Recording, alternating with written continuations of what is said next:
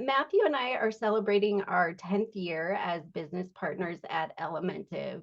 Over the last 10 years, we've seen a lot of change in the world of website optimization, and now certainly feels like another inflection point in that evolution.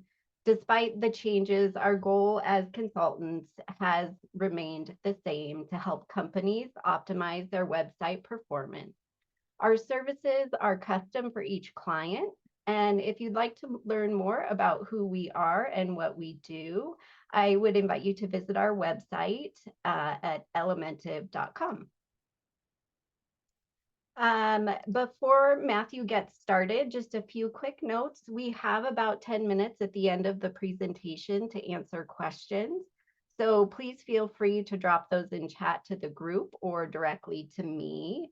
We are recording the webinar if you didn't already get that notice, and we will send it out via email to everyone who registered.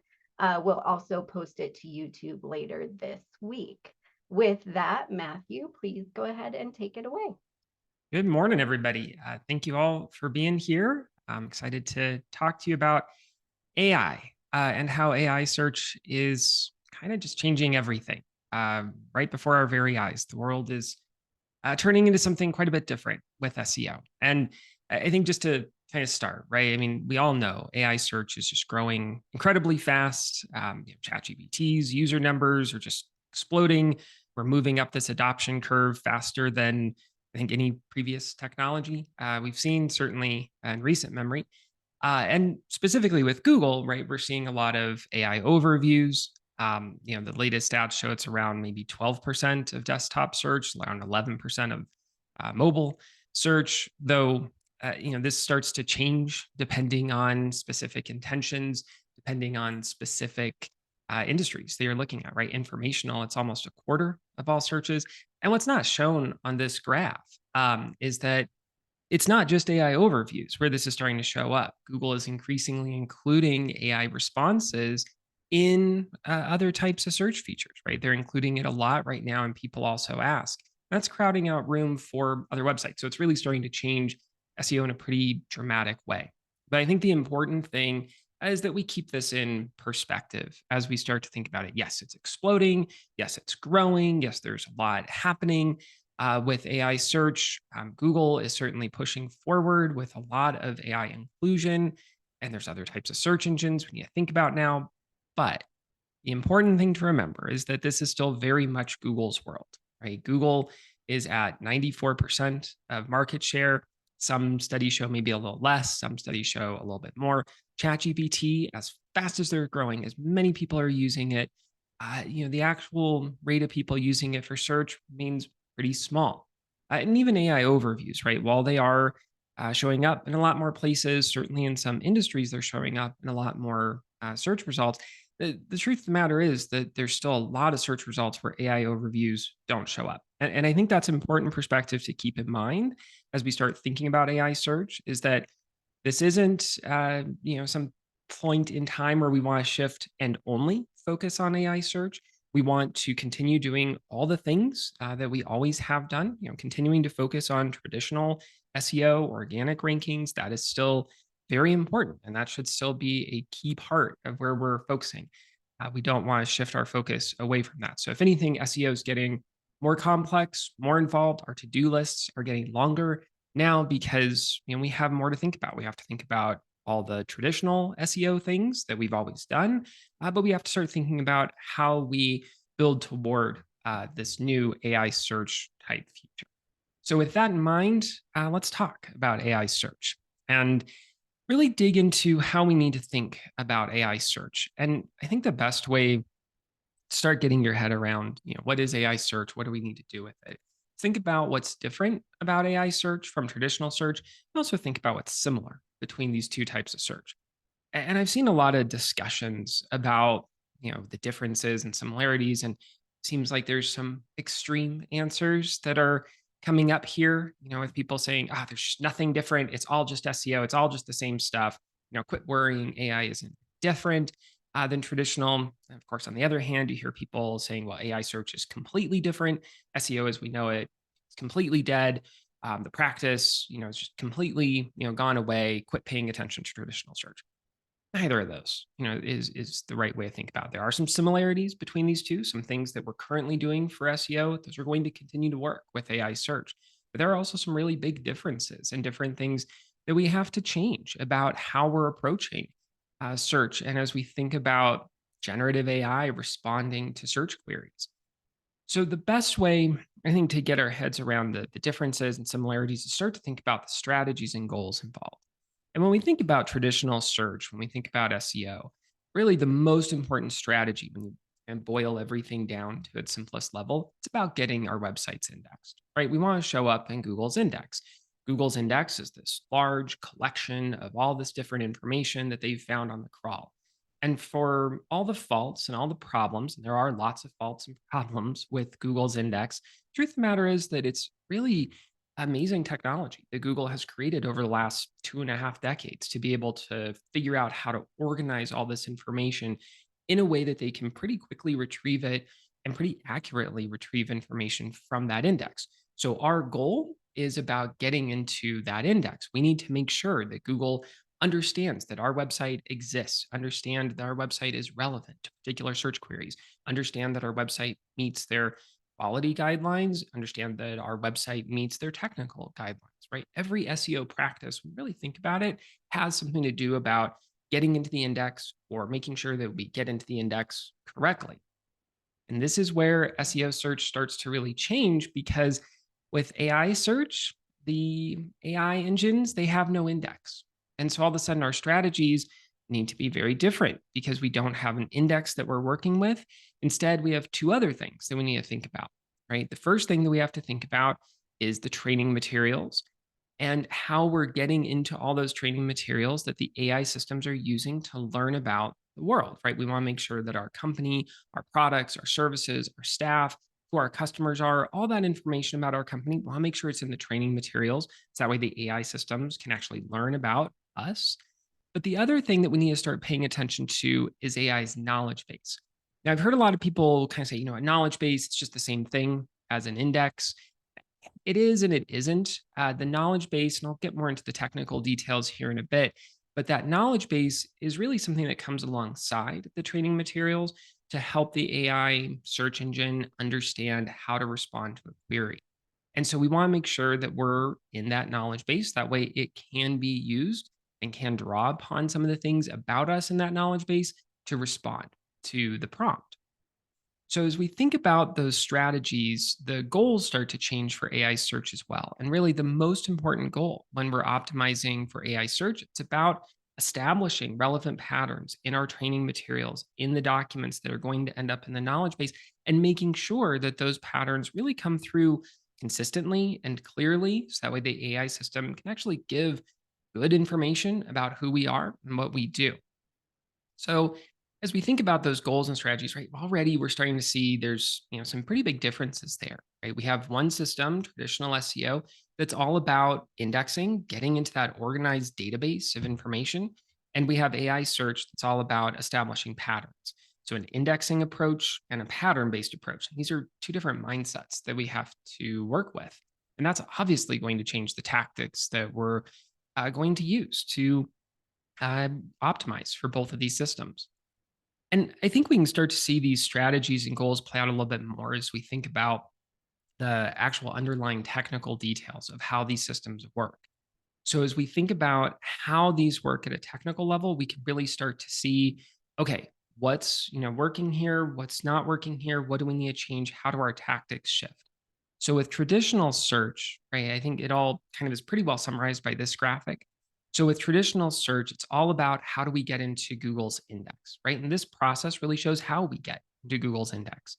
I'm not going to go through this in too much detail here because I think we're all pretty familiar with how traditional search works, but just to hit a few key points that I think become really clear points of differentiation with AI search.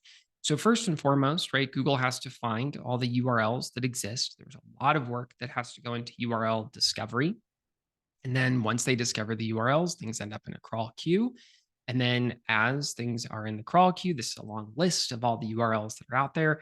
Eventually, Google will go and actually fetch content from that page. They'll fetch the HTML and all the other code from the page, and then they'll spend a lot of time processing it. And when Google's processing the page, they're trying to grab various features and various elements from the page to try and make sense of what this page is about. And they've spent a lot of time over the years adjusting how things are processed and how things are moving through. A lot of algorithm updates have to do with some changes in how they're processing pages. Another big part of the processing step of the sequence is the rendering. And so rendering is where Google goes and they look at the CSS and the JavaScript code on the page. And when we think about JavaScript, right, Google has spent lots and lots of time trying to figure out how do we execute JavaScript. Now, it's still pretty limited what they're able to do, but they've been able to figure out ways of actually rendering that JavaScript way more than they did in the past. And the reason why Google is doing that, the reason they're spending so much time on rendering, on processing, is they want to make sure that they're really getting all the content from the page. Google really wants to make sure they're understanding everything that exists on the page. So that way they can build a very reliable index of all this information. If they didn't get all the content from the page, they wouldn't be able to build an index. Now, we can also kind of extend this graphic just a little bit. Imagine a box over here for the ranking engine, right? Google's got the whole ranking engine that takes in the search query, and then what that ranking engine is doing is it's fetching things out of this index and it's trying to draw things out of this database. So that's why I was saying, everything with traditional search, with SEO as we know it right now, it's all about the index. It's about getting into the index, and the ranking system is about pulling things out of the index. An AI search is different because there is no index involved here. And so there's a lot of other things involved in this process. And at a very high level, an AI search engine is captured by all the things in this diagram. So let's go through each step of this diagram one by one. And I think as we go through each step, we can really start to get a clear sense of how AI search is working, how AI search is different, and the kinds of things that we need to be doing differently to optimize for an AI search engine versus Google. So, the first step of the process is the user prompt. So, a user prompt, I think at a simple level, we all kind of think about a user prompt, myself included, as just sort of another type of search query. But when you really think about what a prompt's doing, it's doing quite a bit more than a search query, right? So a search query is where you go, type in, I want to search for this phrase, and Google is going to use that search query to understand what type of information you're looking for. And a user prompt does that as well, right? When you type a prompt in a chat GPT, you're giving it some kind of instruction of I want this type of information back. Okay, there's similarities there, but where the user prompt starts to be different is that the user prompt is able to set clear context for how the system should respond to that. Sometimes this is really explicit, right? You actually say in your prompt, I want for you to respond in this way with this type of information, this type of format, right? Something like that. And it's very explicit how you're defining that they should respond. In other cases, it's a more implicit context that is being set in that prompt. Maybe there's a little bit of bias worked into the prompt, and the system's going to pick up on that and it's going to respond accordingly. Maybe the prompt that's entered is a little more negative or a little bit more positive. And so the system is going to pick up on that and it's going to respond accordingly. So that prompt has the ability to change the response in a way that a regular search query just doesn't. And this is why when we're thinking about, well, how do we optimize for AI search? How do we write our content for AI search? One of the recommendations that's come up a lot is to think about all the different kinds of intentions, all the different ways that people may phrase something because the prompt can change it so much. So, right at the very start, right, there's a pretty big difference here between the way these two things work. Once the prompt is entered, it's passed over to an embedding model.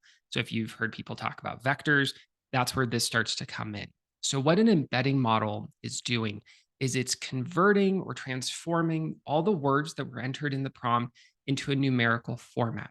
And that's because these generative AI systems, they don't use words directly, right? They're not actually looking at the written language. They're looking at words that are translated into vectors. And so they're looking at vector representations of these words. And what a vector is able to do is it's able to capture not just what the word is, but also something about the meaning, the context, the relationships of the word or the sentence or the entire document or the entire prompt that's been entered in. So it's trying to capture quite a bit more about that phrase. This is why I was saying that that prompt is really different than a search query, right? Because the prompt is passing through this embedding model, and that embedding model is really trying to understand not just, okay, you're looking for something, related to this phrase, but you're looking for something with this kind of meaning, this kind of context, this kind of nuance or understanding of the world. So that vector representation of something really starts to change how much the AI system is looking at and what they're able to do when they're responding to that prompt. Once it's passed through the embedding model, the prompt is passed over and added to something called the context window. So the context window is, you can kind of sort of think of it as the working space that the system has to go through all the stuff that they are actually going to respond to in here. So that context window, it includes the prompt, right, that's been entered in, the embedded version of the prompt. Then it's also going to look at things like the chat history. So maybe this prompt that was entered, it's part of a larger conversation you've been having with Perplexity or with Gemini or whatever. And that's going to be added into the context window. Also, in the context window, you might have different system configurations. In ChatGPT's case, they're adding in memory about who you are, all the things that you've entered in. So, all that stuff is being added to the context window. And all the different AI systems that are out there, they're trying to make the context window larger and larger and larger. So that way they can capture more and more and more information. And the reason they want to capture more and more information is they want more information to use when they're trying to generate a response. So all that's going into the context window. And then after it's in the context window, the next step is that the large language model finally gets involved. So we've all heard a lot about large language models. And I think we all probably know what large language models are, but just to kind of capture a few key points here, an LLM or large language model, it's been trained on massive amounts of data and it's trying to learn the patterns, the structure, the nuances, right? So that whole idea of AI search is about pattern recognition and it's about establishing those patterns. That's where this comes in, right? The large language model, it's a pattern recognition tool. So it's been trained on lots and lots of documents to try and understand language, or at least create a statistical model that mimics understanding of language. And when it's responding to a prompt, the LLM is going to take everything in that context window, try and pull out all the key pieces of information, all the really important stuff that it thinks it should respond to, and then it's going to make predictions about how should I respond to this. And those predictions are based on that statistical model, and that statistical model is based on all the training materials. So that's why we want to make sure our website, our company, it's represented in those training materials because we want to make sure that the LM is able to make predictions about who we are and hopefully accurate predictions about our company as they start responding to prompts related to our company. Now, as we think about this and we think about the system as we've talked about it here, we can start to see one of the biggest flaws with AI search and just generative AI in general, and that's hallucinations, right? LLMs lie, they give misleading information, they say things that just flat out aren't true, right? And the reason why the LLMs are doing that, the reason why they're hallucinating or giving us misleading answers is that there's nothing about how the LLM has been trained that's trying to go for accurate information, right? This is something that I think is really important to keep in mind and remember is that the LLM, it's not a database, right? This is not Google's index that has this, great organized way of looking at, the world. No, what an LLM is it's, a statistical model. It's a pattern recognition. So it's going to go through and make predictions based on those patterns. And of course, as it goes through and makes predictions based on patterns, it's going to get things wrong. And it's going to very confidently get things wrong because it thinks it's predicting something accurate about how language works. And that's where anything that's in the training materials about our company that's maybe inconsistent or maybe skews the model just a little bit can result in some of those hallucinations. So, one thing that we really need to keep in mind is making sure that the training materials that the LLM is finding about our business, about our products, about our services, make sure that that contains as few errors as possible so that way it can hopefully learn the right types of things and make the right types of predictions about who we are. There's some other ways that hallucinations can be solved that are not up to us that the actual AI companies are working on. And a lot of that comes down to augmented generation systems. So, an augmented generation system is a system that comes alongside everything that we've talked about so far, and it provides additional information for the LLM to work with when it's responding to a prompt. So, the most popular augmented generation system and the one that seems to have the most influence over AI search is retrieval augmented generation, or RAG. So, RAGs come in and they look for additional information from a knowledge base, and they're looking for things in a knowledge base that are similar to the user's prompt. And then they're giving that information to the LLM. They're putting it into the LLM's context window and saying, hey, here's some other stuff you can use when responding. And the idea is if the LLM has that additional information from the knowledge base, hopefully the LLM won't hallucinate as much. They won't give as misleading information in here. Now, the important thing to remember about a RAG is that it's optional, right? Some AI systems, they always incorporate a RAG.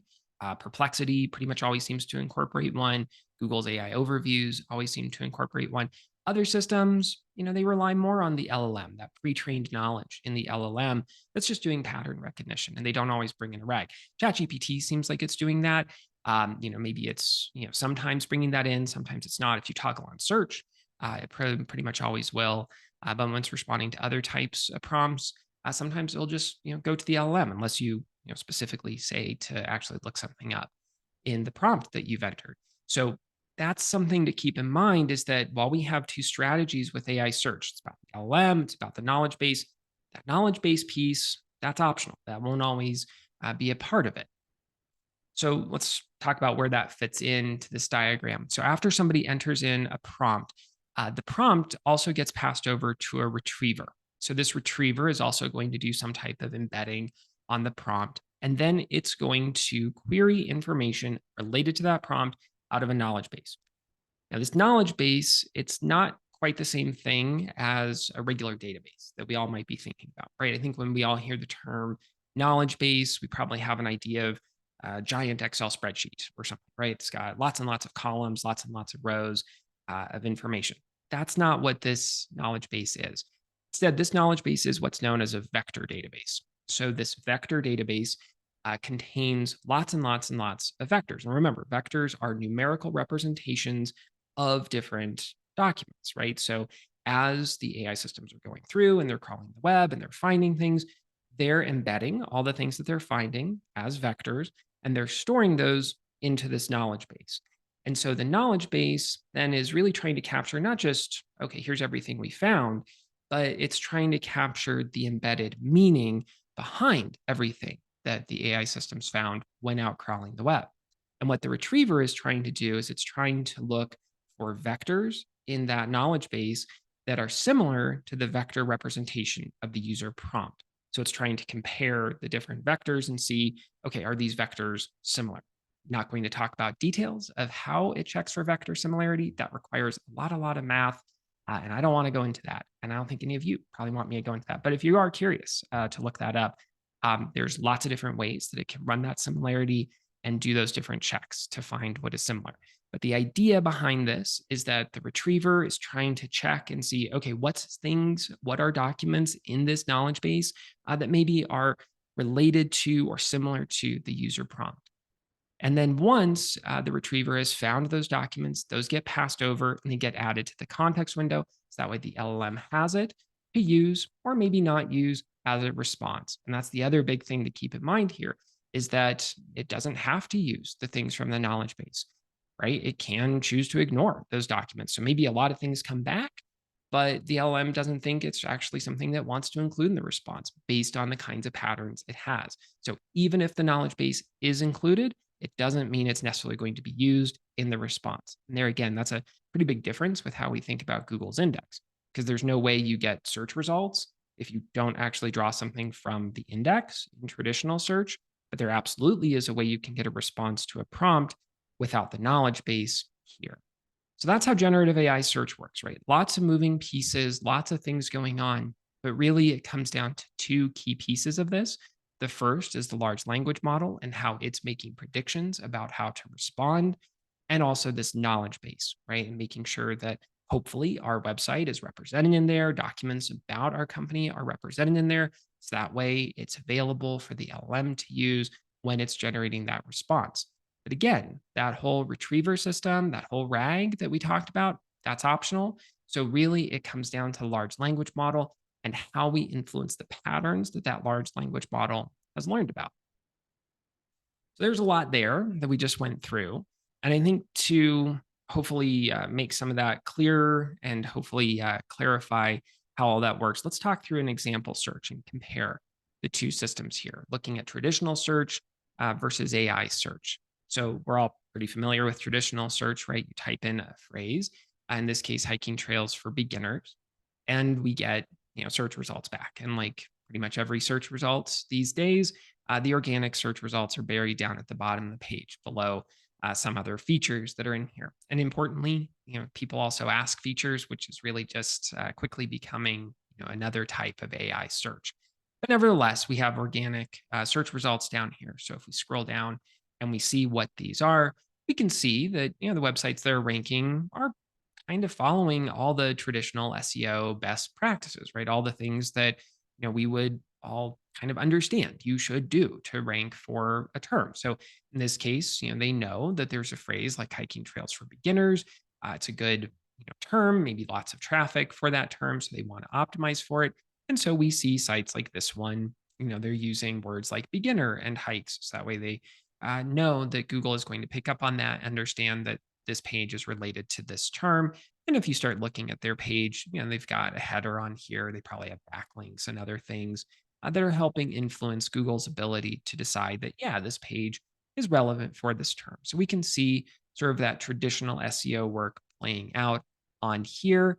We can also see, I think this is the important difference as we think about AI search, that you do still have to use maybe not the exact phrase, but you have to use phrases pretty similar to this, right? Beginner is included, or easy, which would kind of be understood as a synonym for beginner, is used. Hiking has to be used. Trails is used here, or hikes is used to match up with hiking, right? So you can start to see that, yeah, Google is very sophisticated, but they are doing some type of term matching involved to rank for this.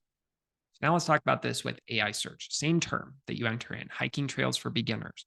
So, right, as soon as you enter in this term, the first thing that the system's going to do is going to map those words into vectors. It's going to try and pull out all the different meaning and understanding and everything that it can try to get a sense of, okay, what's this term going for? And obviously, in the case of prompts, a lot of people are probably typing in things that are a lot more involved, more words than a simple phrase like this. But some cases we are seeing people start to enter in things that might be shorter, more similar to how you'd enter in a search query. Nevertheless, the AI system is still going to go through that, still pass it through that embedding model to turn it into a vector and try and capture more information about it. So as an example, the phrase hiking trails for beginners, it might be embedded as a vector that looks like this. This is just a really simple vector that I'm putting up here for example. There's only 4 dimensions in this vector, right? 4 numbers in this vector. And each of these numbers represents, some sort of feature, some sort of attribute that the embedding model has learned about this phrase, right? So maybe that first number represents something about the tone or something about the nature of the phrase, right? Or the topic of the phrase, whatever it is. Usually these features aren't actually human interpretable. It's just something that the embedding model has picked up on and identified. And they're trying to capture all of that in this vector representation. In this case, like I said, we've got 4 dimensions. This real vectors, they're going to be much larger, much more involved, capturing a lot more features, a lot more attributes. So if this is the vector that comes back from the embedding model, what happens if in the knowledge base there's a page that has the phrase easy nature walks with scenic views? Well, that's going to match and probably be similar because even though these phrases aren't the same, right? We don't have hiking, we don't have anything that would maybe match up in a way that Google's systems for traditional search would be able to pick up on it. The vector representation of this phrase would be very similar to the vector representation of the prompt. So this phrase from a certain page would be stored in the knowledge base maybe as this vector. Again, just really simple vector for sake of example. And if we compare those two vectors, we can see that, yeah, they're pretty similar. And we have this sets. That way, it's just a kind of easy visual check for sake of example. But again, to actually find those similarities between those vectors, the AI systems are doing lots and lots and lots of math to try and figure out that these two vectors actually are similar to each other. So that way, the retriever system knows that, oh, okay, these two vectors are similar. I should return this particular page from the knowledge base to and give it to the LLMs. That way it can use it when responding to this prompt. And it can do that because it's checking if the vectors are similar, even though there aren't exact keyword matches. And that's a really big difference between AI search and traditional search. Because with traditional search, yeah, we still have to match phrases, maybe not as much as we used to in the past, right? You don't have to worry as much about exact match on keywords anymore that you used to have to think about years and years ago in SEO. But nevertheless, you still have to think about the terms and phrases people are using. Make sure you use something that's pretty close to it or has synonyms related to it. But that's not at all the case with AI search. What AI search is about is how similar are the vector representations of the different words. So exact or near match keywords, it just doesn't matter as much with AI search.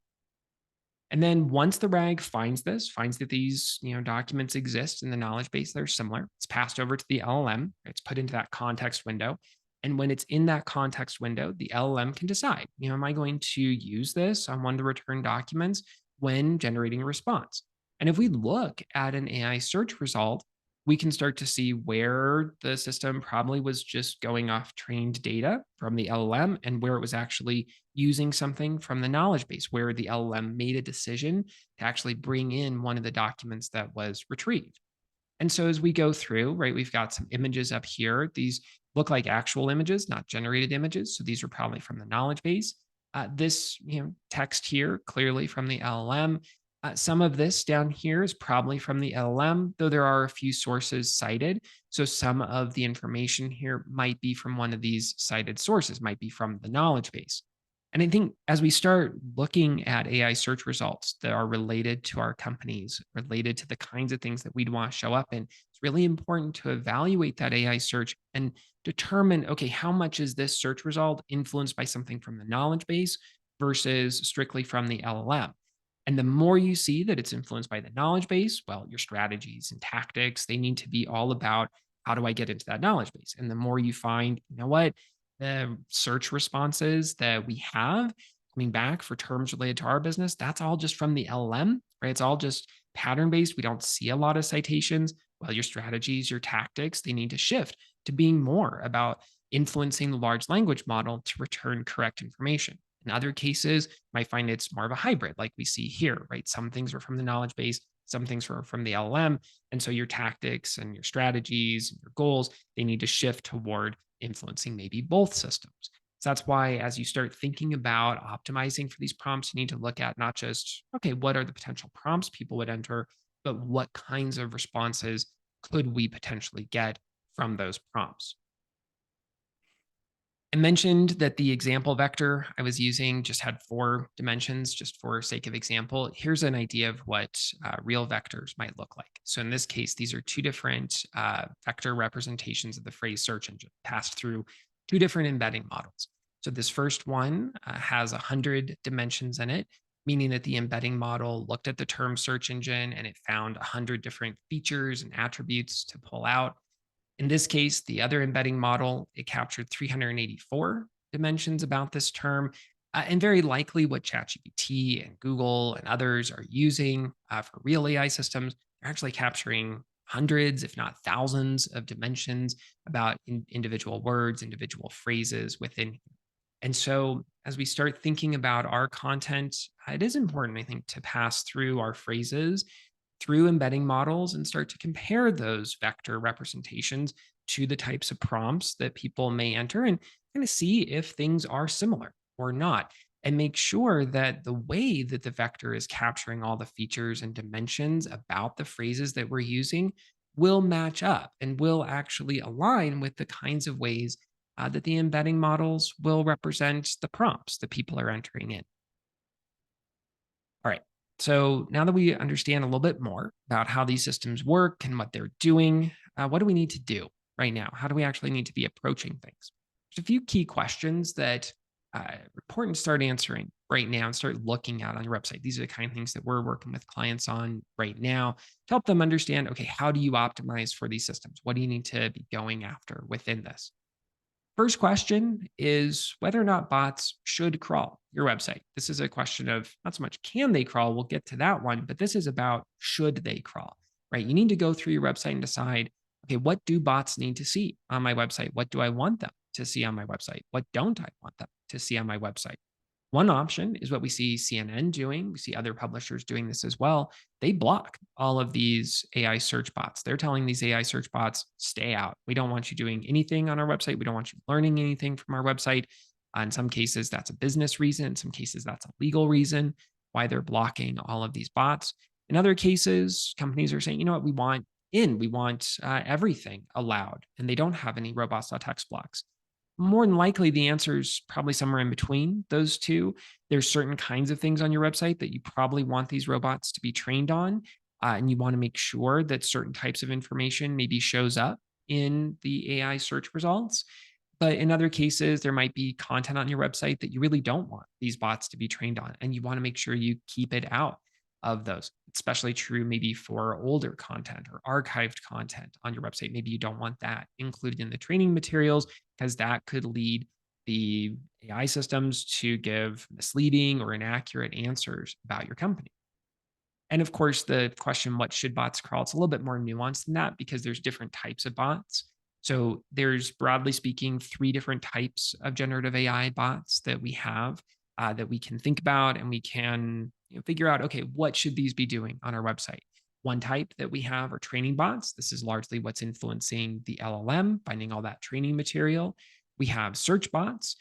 They are going through and figuring out, okay, what's in the knowledge base and what should actually be brought in from that knowledge base. And so maybe we want to allow search bots through, but not training bots or vice versa.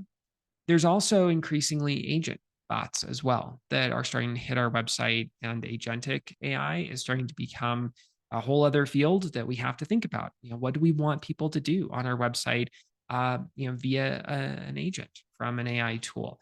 So we need to think about not just, in general, what should bots crawl, but what should each bot type crawl as well.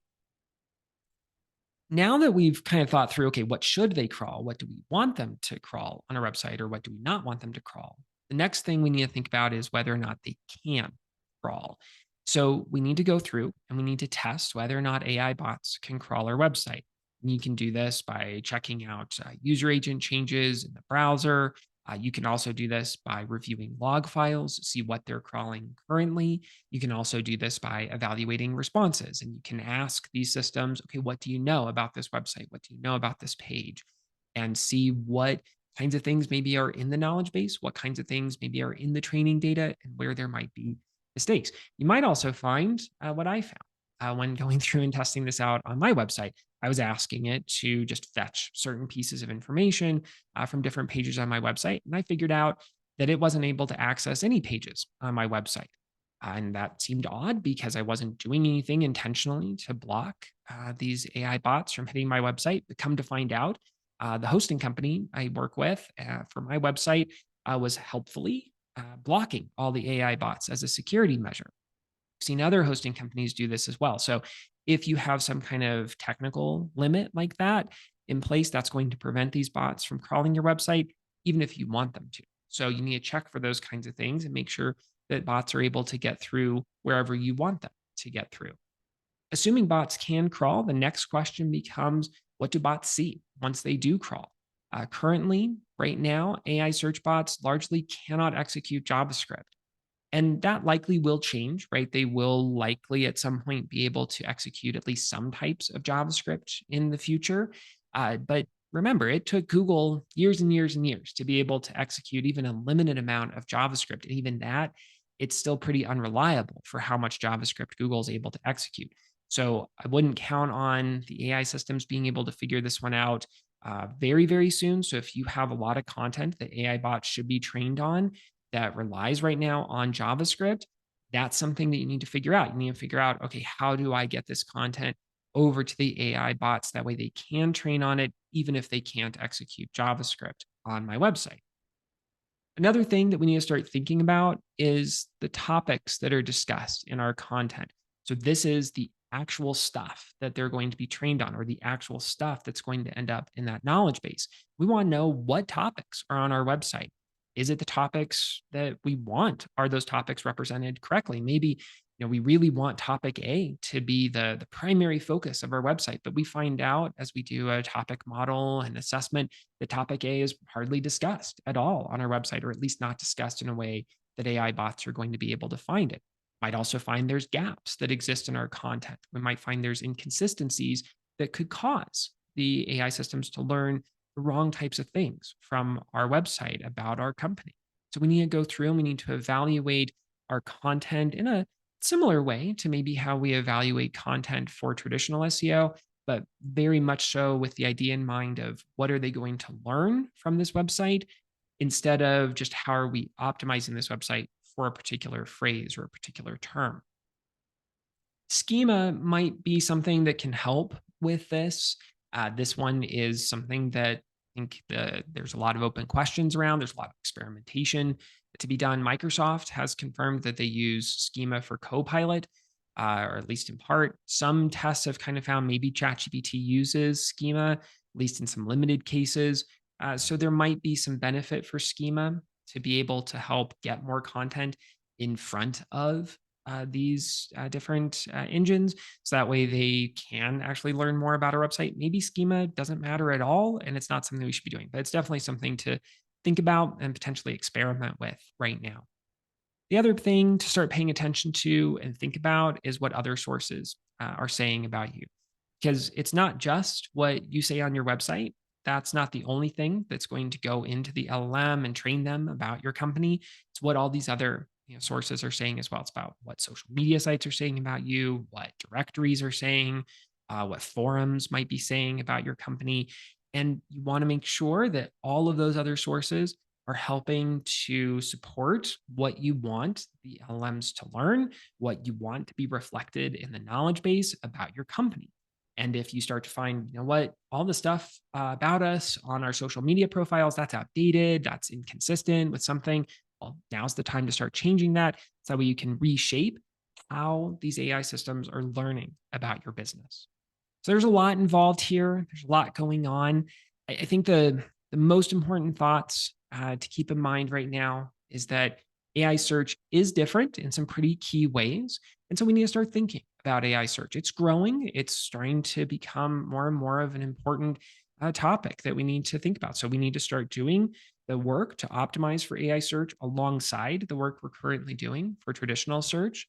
But at the same time, we need to not lose sight of all the things that we're doing for traditional search. They both currently matter. And as we think about AI search, we want to understand some of these key technical differences between the systems. Remember that it is more of a shift toward thinking about patterns that we have to establish as opposed to getting into Google's index.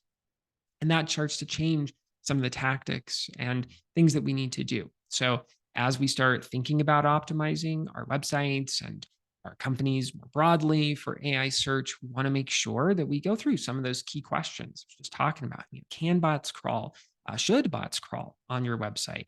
What are they finding when they do crawl? Are they finding the right things? Are they learning the right things about your company? So there's quite a bit involved, quite a bit to obviously do with that. So if you have questions or need help, please reach out to Andrea or me. We're here to help. As always, we don't have minimum project sizes. So if you need 1 hour, let's just talk through things, see where you're at, or you need a full on audit or something in between, we're here to help with that. So with that, we have a few minutes left. So it'd be great to go through any questions that you have here today about AI search. So if you haven't already, please drop those in chat. Andrea, I'll pass it over to you. What questions do we have so far? Yeah, for sure. Yeah, again, thank you for joining us. And if you do have questions, throw those in. And it looks like Chantel, you dropped one in, so thank you. What SEO tools would you recommend to use to track AI search predictions? Yeah, currently, there aren't a lot of tools out there, though there's some really, interesting ones that are starting to come on the scene. They're helping to track prompts and help to kind of monitor everything um, that are coming up in the prompt responses. And I think it's worth probably looking at those different tools, seeing what those tools are, starting to track what those prompt responses are. So that way you can kind of get a sense of okay, what kinds of things are being said in those responses. I think the other important piece, though, would be to not just start to track maybe what the prompt responses are, but also start to track what kind of prompts people would even enter in the first place. And the best way to do that is, to actually talk to your customers. What are they actually entering into these systems? So I think the best ways right now are probably to, actually, talk to your customers, figure out what those prompts are, and then start looking at yeah, what are those prompt responses that are out there? Like I said, there's some tools that we can drop in the chat here, or send us a follow up later. That you can use to potentially track some of those responses, but also it might just be some manual work to go and look at those responses. Good question. If anybody else has any questions, drop those in, but I'll throw out a few that we keep hearing kind of in the space more generally in the SEO community, as well as from clients that we work with regularly. I think one that we keep hearing are, do traditional ranking factors like backlinks and page speed still matter for an AI search landscape and how things are changing? Uh, so some of them probably do. If you think about, I'll pick on backlinks. I think backlinks are kind of an interesting example. They matter, but they matter in a different way. Google uses backlinks as a way to evaluate things that are in the index and decide, okay, this page is maybe a little better than this other page, right? Um, broadly speaking, that's kind of how backlinks are being used by Google. They're trying to understand how sites are related, which website maybe is a little better, which website is more authoritative. Uh, ChatGPT or other generative AI systems, they are using backlinks, but in a different way, right? They're using backlinks to influence what the LLM is trained on. So it might find that, okay, you have all these backlinks and the information contained on those backlinks, that's going to go into the LLM or it's going to go into the knowledge base and then influence the LLM to actually maybe, help, the LLM respond to something. So those backlinks kind of shift from maybe being, votes in your favor in the index to actually being part of the training material. So it's still matters, but it matters in a different way. Other things like speed, I would say, yeah, that still absolutely matters. Might actually matter more with AI search. We might not get as much traffic coming to our website with AI search as we do with traditional search. And so if we get less traffic, well, we want to make sure that we deliver a really great user experience to the people who do end up coming to our website. So yeah, you need to make sure your speed is really well optimized. That way, it can deliver a good user experience. Obviously, that's alongside other things to deliver a good user experience. Great. Eric has another one. Are citations listed in responses actually measured in any way similar to traditional impression? Not currently. Um, Google specifically has said that that's not included in Google Search Console's data at this point. Um, Other people have kind of said, well, maybe it is in a direct way or something, but certainly they're not calling that out. Um, the other tools, they aren't offering any kind of performance metrics. Um, and this is something too where there's some interesting tools that are starting to come up that actually let you track prompts, track how many times is your website cited in prompt responses. There's also ways you can just do that, either by running API queries or do it manually to count. Um, my guess would be that they're going to start offering some of that data. You would certainly expect like maybe Perplexity to start offering that, especially if they want to compete as a search engine. That's just my guess. I don't know if they will or not. Um, yeah, but there isn't a great way to do that other than maybe finding some manual ways to do that. I think we're all hoping that that is coming soon because right now it feels like we're just missing a lot of information that we could all benefit from. So hopefully those tools will start to provide that in the near future. With that, I think we'll end it here. Thank you again so much for your time today. We've really appreciated the opportunity to share what we're learning as this kind of search landscape continues to change. We hope you have a wonderful day and look for the recording coming soon to your inbox. And as always, if you have any questions, we're here to help. Please feel free to reach out to Matthew or I at any time. Thank you again and have a wonderful day, everyone.